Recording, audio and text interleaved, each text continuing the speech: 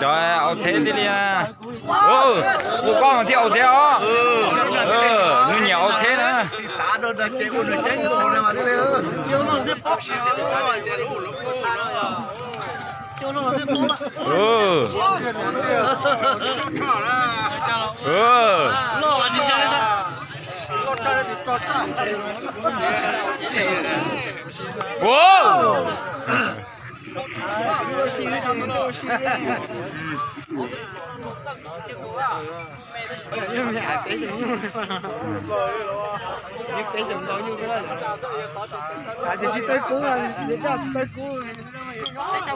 Hàn Quốc nó có cái con nó là to lớn tôi yếu tầm bố này, nhưng mà mẹ cho xin tôi cũng được tiền à, chỉ rồi đi ra được như nào.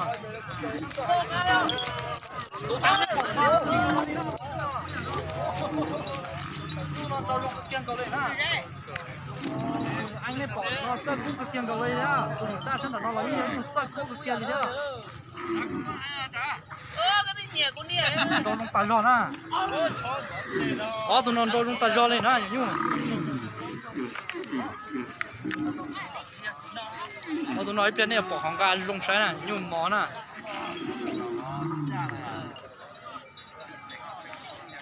Có lần đầu có lúc trà thì nhưng có điểm tình này trên đất chỉ có tình thế nào sang nó bỏ thô Nhu chế đâu hàng thực tế ra ít là chế lâu rồi.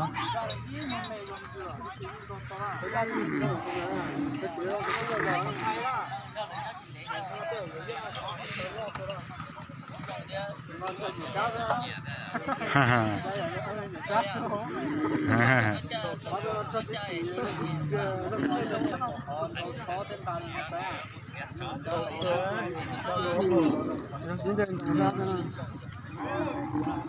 Cái tôi phải chỉ trong những cái bạn còn rất khó.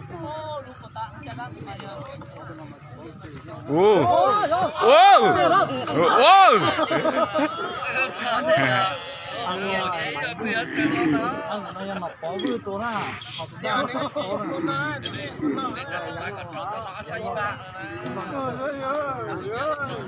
Từ ra sẽ tỏ cho dân rồi nó bán của san tô.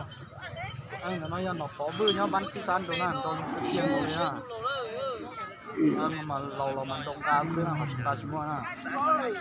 Tôi ta cho đi na, chỉ trong ta cho thế thì nhận na.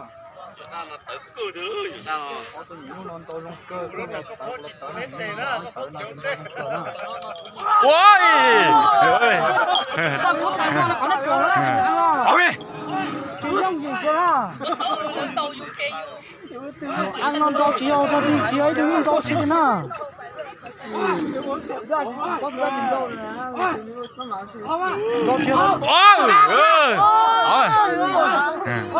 Ta rau này à? Gì cái đó ạ? Cái. Ôi nó rất to là. Nó rất là nhiều tiền đâu nó chỉ là bao nhiêu cực chúng nó tôi sẵn sàng cái gì nữa.